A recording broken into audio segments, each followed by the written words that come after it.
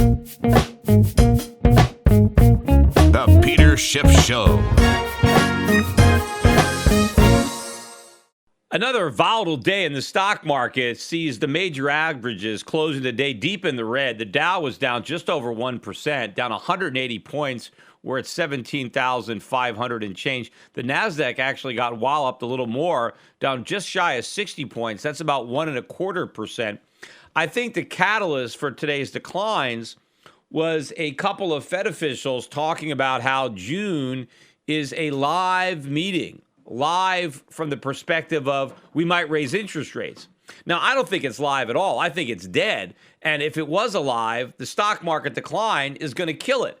Because if Wall Street actually believes that the Fed is serious about raising rates in June, which I don't believe, but if Wall Street believed it, the market would be tanking. In fact, if more people believed it, it would be down a lot more than 180 points today. And in fact, as we got closer and closer to the date that the Fed was theoretically going to raise rates, the market would be so low that any talk of a rate hike would be dead, because now the Fed would have to deal with the tighter financial conditions, which is the way they refer to it when the markets are going down. And the Fed doesn't want to tighten monetary policy when financial conditions are tightening on their own, which would be the case. Now, it's interesting, too, when you hear a lot of people talking about, well, why is the Fed now got a June rate hike on the table? I keep hearing people talk about the economy strengthening. The economy is not strengthening. That's just the point. The economy is weakening. Yes, we did get a little data in the last few days that was better than expected, but we also got quite a bit of data that was worse than expected. And in general, most of the data that has come out, in fact, practically all of the data that's come out since the last time the Fed hiked rates, has been bad. So if the Fed is talking about raising rates, it's not because the economy is getting stronger. It's despite the fact that the economy is getting weaker. What is getting stronger is inflation. Now, the problem is, even though inflation is now above the Fed's so-called 2% target, I don't think that actually raises the probability of a rate hike. Because if anything, the increasing prices are just going to slow down the economy even more, because consumers have to spend money. And if prices go up, that undermines their ability to spend. And it also undermines this whole service sector, consumption-based bubble economy. We actually got some official inflation data out today. We got the CPI, the Consumer Price Index, for April. And the consensus was for a move of up 0.3 following the prior month's up 0.1. And we got a bigger jump than was expected. We got up 0.4, and the year-over-year increase, this is the headline number, not the core number, and the year-over-year increase is now 1.1. So the year-over-year is still below 2%. But if you annualize that 0.4, if we actually did that for the next 11 months, that would be a 6% annualized rate of CPI-based inflation. Clearly, that's well above 2%. No, I read articles about this big jump in consumer prices today, and the gist of it was this is good news because the Fed is making progress on its policy goal of price stability. Now, if you think about the ridiculousness of that comment, so we had a big spike up in consumer prices, which if you annualize the rate of increase, you're talking about 6% increase in prices. And that's supposedly progress on price stability. If anything, the Fed is moving away from price stability. Prices were more stable before the Fed went to work on getting them to go up. I mean, we never actually had falling prices, but if your goal is price stability, the less they go up, the more stable it is. I mean, I don't know how much more stability people can stand. I mean, if price is getting more stable than this, we're going to have runaway inflation. This is not about price stability. This is about generating inflation on purpose because there is no alternative for the Fed. Now, normally, when you get a hotter than expected inflation number, and not normally like for all of history, but normally recently, in the recent past, right? The normal reaction is when inflation comes out higher than people think, the currency goes up. And when inflation is lower than people think, the currency goes down. Now, you might think that that's counterintuitive, and it is. Because why would high inflation be good for a currency? After all, inflation is measuring how quickly the currency is losing purchasing power. And so if the currency is losing purchasing power more quickly, why would that make the currency more valuable? It should make it less valuable. And the alternative is, or the converse of that, is if you have low inflation, well, that means your currency is maintaining its value. It's not losing as much purchasing power, which should make owning that currency more desirable, right? You want to hold the currency that maintains its value. But in today's world, low inflation is bad for your currency and high inflation is good for your currency. But the reason for that is because everybody is fixated on central bankers. See, the idea is, well, if inflation is high, that means the central bank of that country is either going to not cut rates, if you were thinking they were going to cut rates, or they might have to raise rates. So it's the tighter monetary policy that people think is the consequence of high inflation that is good for the currency. On the other hand, if your inflation is low, with all these central banks talking about how low inflation is bad and how if they have low inflation, they have to do something about it, like cut rates or do QE. Then when a country comes out with lower than expected inflation, the currency tanks. That's something that recently happened with the Australian dollar, which fell out of bed because the inflation rate was lower than expected, which long term I think is good for the Australian dollar, but short run it causes everybody to sell. But here is the interesting observation from today. Even though there was a knee-jerk reaction, if you watched how the dollar traded, as soon as the hotter than expected CPI number was released, you saw the dollar spike up and you saw gold go down a bit. But by the end of the day, the dollar was basically flat, slightly negative against some currencies. But the dollar did not have a big gain as a result of the higher than expected inflation. In fact, the dollar index itself closed down ever so slightly. But you would have expected this big rise, especially with a couple of Fed guys out talking about how they might raise rates in June next month. So the prospect of higher rates and higher inflation did not cause a move into the dollar. Same thing with gold, only the opposite. Gold still managed to be up about $5 today. It did sell off, and it was down a couple of bucks after the worse than expected inflation number, but gold caught a bid, and you didn't see a big sell-off in gold. And I think that is a pretty significant indicator that there is a problem. And the problem is people are seeing that, wait a minute, even if inflation is higher than expected, it doesn't mean the Fed's going to actually raise rates because they can't. Because what we have now is stagflation. I've been talking about this all along. This is where we have a pickup in inflation, but not growth.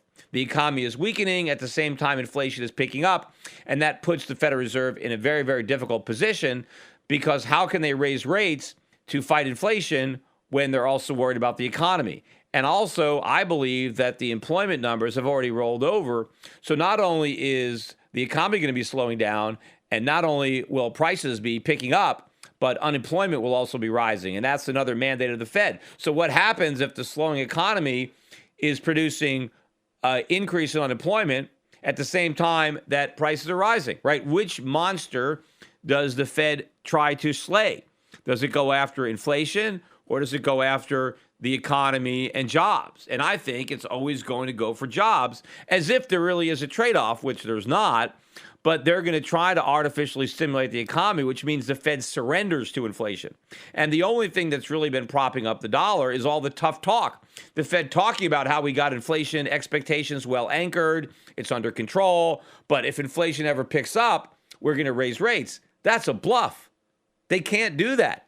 And when the markets figure out that the Fed has been bluffing, that they have no control over inflation, that inflation fire, once it's lit, is going to burn unchecked and it's going to turn into this raging inferno, then there's going to be a big run for the dollar. And we've already seen, numbers are coming out today, the Saudis, the Russians, the Chinese moving away from the U.S. dollar, moving more money into gold. In fact, look at the price of oil today. Oil prices, again, I talked about this on a podcast last week. Oil prices continue to rise. Crude up about another 70, 80 cents today, about 2%. We're now back above $49 a barrel. We're getting close to $50. We got as low as 27, 28 earlier in the year. I think that was maybe February. And we've had this huge 70+% rise since then. And, rising gas prices was a big reason why the CPI jumped up so much in April. And that's going to continue based on what's going on. And imagine when the dollar rolls over again, because the dollar hasn't even been falling much, even though oil prices continue to go higher and higher and higher. And this is happening with the stock market going down. So this is just making this stagflationary scenario even worse. Now, we got some more economic news that came out today. We got the industrial production numbers for April, which actually were a little bit better than expected, although they revised down the very bad numbers we got from March, and they made those even worse. So overall, it's about a push, maybe slightly better than expected. But the trend here is clearly down. You know, one of the numbers that I look at a lot, it comes out every week. Nobody ever talks about it. These Redbook weekly year-over-year same-store sales. And we're continuing to hang at the lowest we've been in many, many years. I mean, the chart that I look at just on the Bloomberg webpage, you know, the year-over-year increase is just 0.5. And this is not adjusted for inflation, right? So if year-over-year sales are up 0.5%, we know inflation is higher than 0.5%. And so this means that year-over-year sales are in fact negative, right? If you adjust for inflation. Now, if you go back to 2014, these numbers were running about a 4% positive rate, right? So year-over-year same-store sales were going up 4%, and sometimes they were as high as 6%. And now year-over-year same-store sales are 0.5%, and it's been stuck in this level ever since early 2016. And to me, in fact, it looks like this number is about to go down, about to be negative. Despite the fact that prices are higher, I think sales in aggregate are even going to be down. And we're very close to a breakdown. And nobody is really talking about that number. Now, yesterday, we got a horrible number from the Empire State Manufacturing Index. This is a May number. And the April number came in at 9.56, which isn't all that great, but at least it was a positive number. And it was the first positive number in a while because we had lots of months where we had negative numbers. And then all of a sudden we got this positive number and people were thinking, oh, great, maybe this is a turnaround. They were looking for another positive number in May, just not quite as high. They were looking for 7, but instead they got -9. So the whole thing collapsed. And the positive number was a one-hit wonder, and we're already back to negative numbers. So this is the kind of data. If somebody is talking today about, oh, the Fed's going to hike because the economy is getting better, data like that is showing that the economy is not getting better, that it's in fact getting a lot worse. Now, one number that did come out better than expected were the retail sales numbers for April. And in my last podcast, I talked about the fact that I had expected that number to be another disappointing number, which, of course, you would have thought had you looked at all the retail sales numbers that were coming out from the actual stores, which were horrible. And in fact, a lot of companies were issuing warnings earlier in the month based on how lousy their retail sales were. So I wasn't expecting there to be a better number for April, because if things were picking up, you would have expected some of the retailers to be a little bit more optimistic based on, you know, the spring pickup. So the March number was down 0.3, and the consensus was for a rise of 0.9. So there already was a lot of optimism, as I said, but the number came in actually quite a bit stronger than that. The actual number was up 1.3%.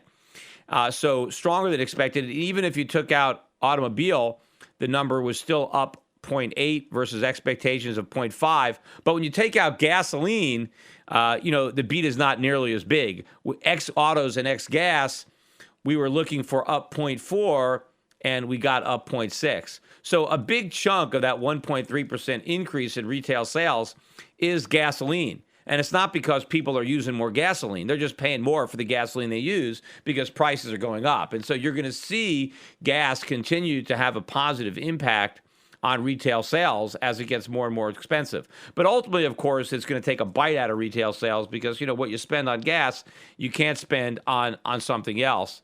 But in general, the economic news has been weak, yet the inflation news continues to get worse. And that is exactly the opposite of really what the Fed wants, because in order for the Federal Reserve to maintain its monetary accommodation, it has to be able to do so with a backdrop of low inflation, or inflation so-called too low inflation, because that's what justifies the cheap money. In fact, the people who are saying that the Fed shouldn't raise rates, their justification is, well, there's no inflation threat. So why should the Fed risk raising rates when the economy is not strong, when there's no threat of inflation. So as long as there's no threat of inflation, the Fed has an excuse not to act. Well, what happens when that inflation threat rears its ugly head? Well, now what's the Fed's excuse not to act? And of course, if the Fed does come up with an excuse not to act in the face of rising inflation, that is a huge problem, because that means the Fed is going to lose its credibility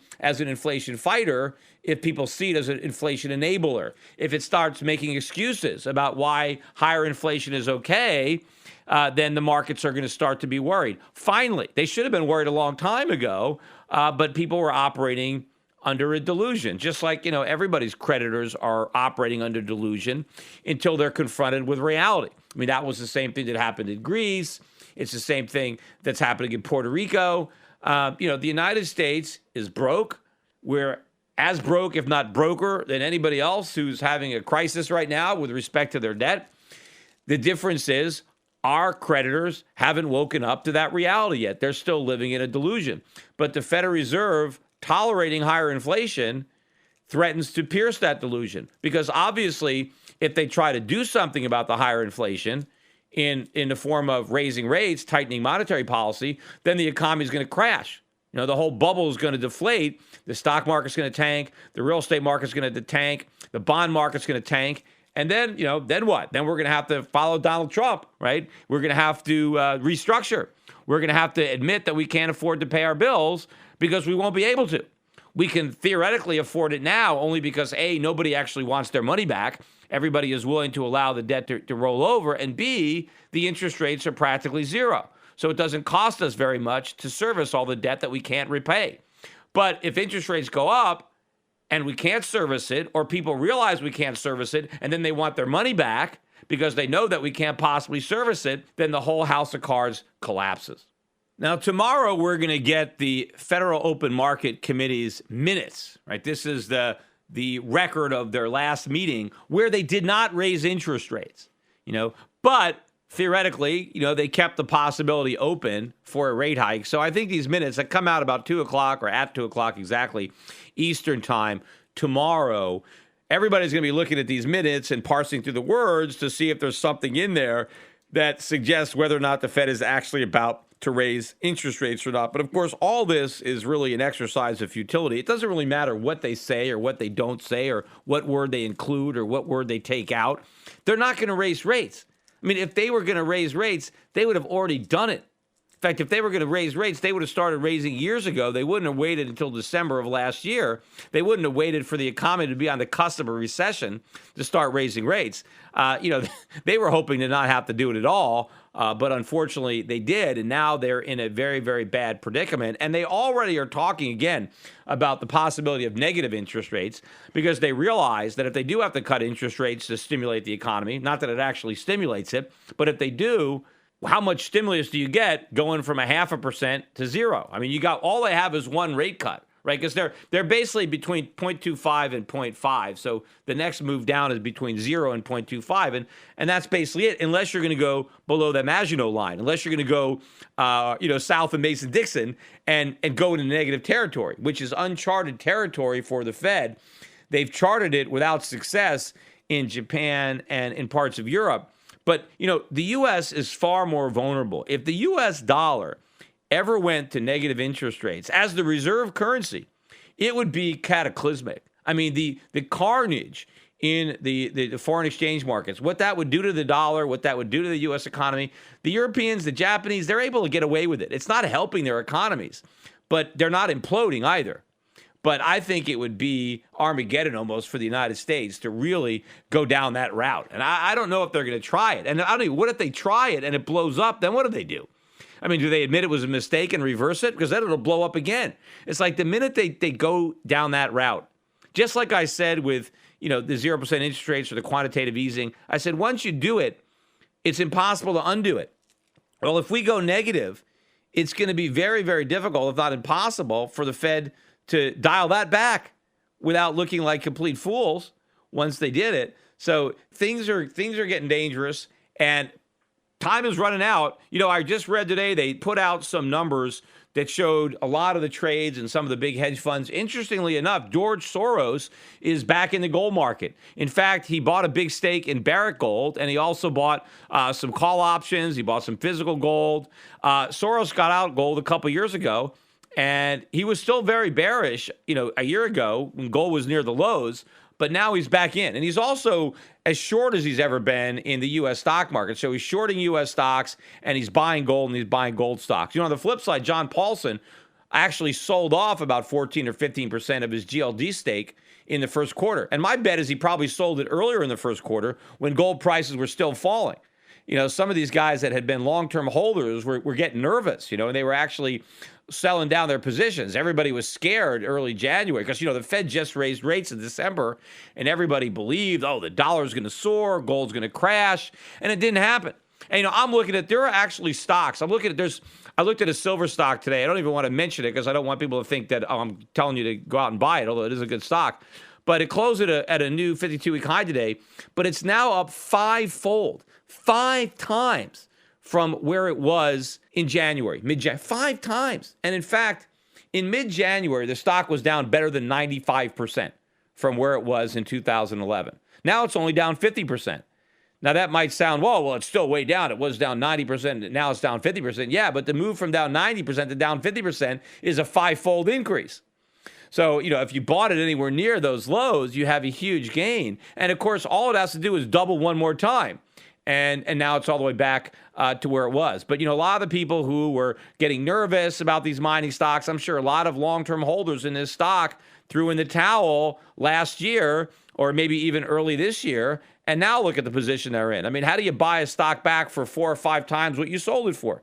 That's been some of the dangers of the market timing. It's one of the reasons that we've held through this, because I am holding for something much, much bigger. I think a lot of what's gone on in the last 4 or 5 years is all a bunch of noise. In fact, even some of these stocks that have had these huge swings, this is going to look like noise. I mean, 5, 10 years from now, if these stocks are up another 10-fold, 20-fold, 50-fold, the action over the last few years isn't even going to show up on a chart.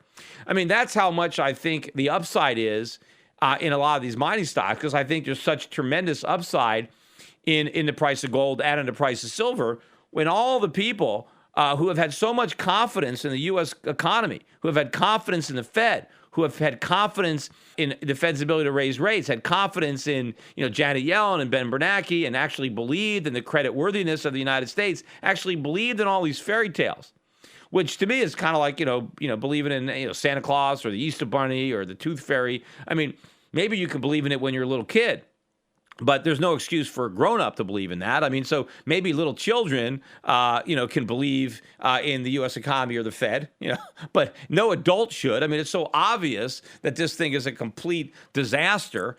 But for some reason, the crowd, conventional wisdom, and people have been buying into this myth, and they bought into the dollar. But at some point, this is going to unravel very, very quickly. When the real move happens, it's going to be swift. It's going to be very, very sharp.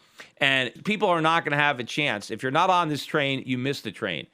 And so all this stuff is just going to be noise, because when the dollar tanks, it's everybody who's owning the dollar. They all need to get out. They all need to pile out or get out of a crowded room at the same time through a tiny little door. And they all try to buy gold. And also, I mentioned these hedge funds. I looked at these lists, all the stocks that they bought or the stocks that they sold during the quarter. And I think I saw one other hedge fund other than George Soros that bought a gold stock. That's it. Nobody bought one in the last quarter. Now, maybe someone's doing something in the second quarter, because obviously someone's buying these gold stocks. I mean, they're going up every day, including today, right? Even with a 180-point down day in the Dow, the GDX was up 1.35%, and the DDXJ was up almost 3% at a new 52-week high. This is an index of junior gold miners, closed at 39.2 today.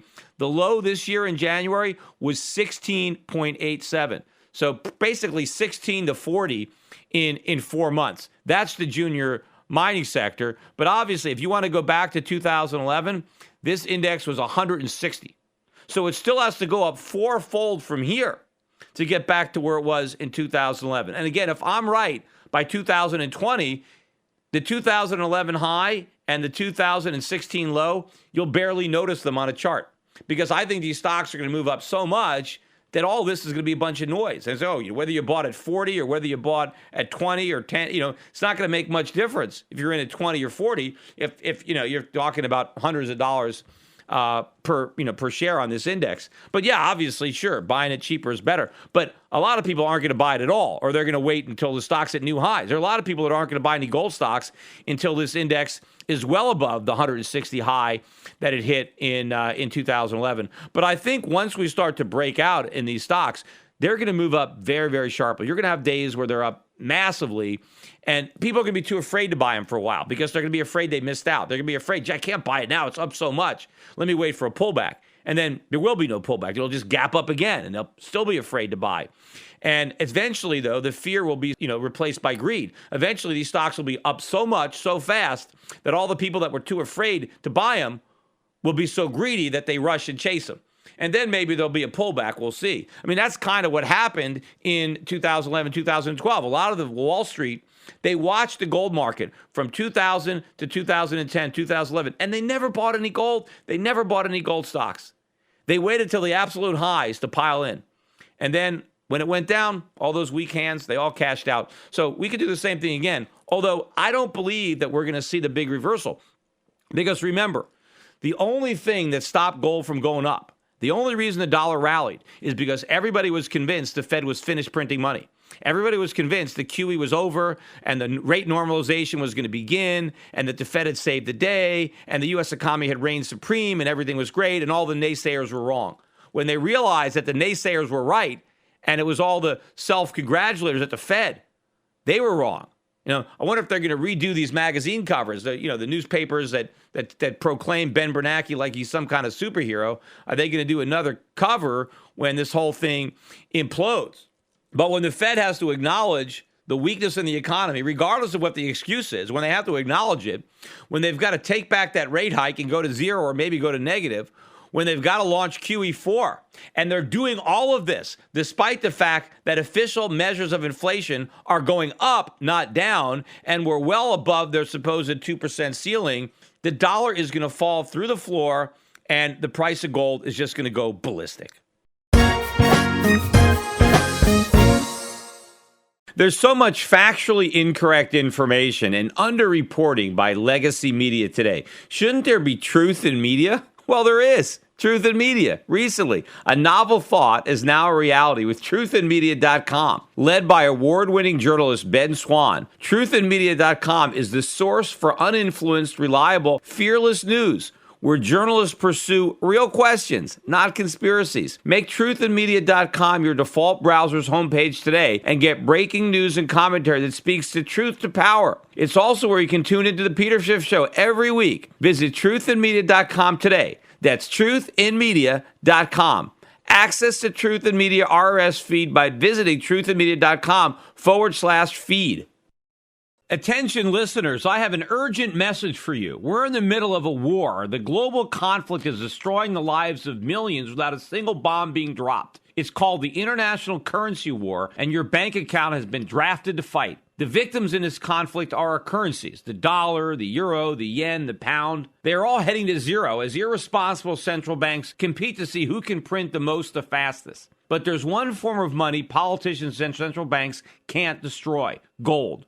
Today, it's more important than ever to understand the value of gold in your portfolio and to keep a close eye on major market developments. Subscribe to my monthly videocast and you'll be the first to hear my latest analysis on gold investing and the currency wars. Visit goldvideocast.com right now to subscribe for free. I call the dot-com bust, then the housing bust, and I advise clients to diversify into foreign equities and hard assets while the rest of Wall Street laughed at me. Now I want to keep you up to date on the next crisis that is brewing. My Gold Videocast also includes personal interviews I've conducted with other contrarian investors like Jim Rickards and Axel Merck. Gold has gone up 256% since 2003, but it has a lot further to go. Don't miss the rally. You can prosper during this time of currency wars, but only if you stay educated. Get a free subscription to my Gold Videocast at goldvideocast.com. That's goldvideocast.com.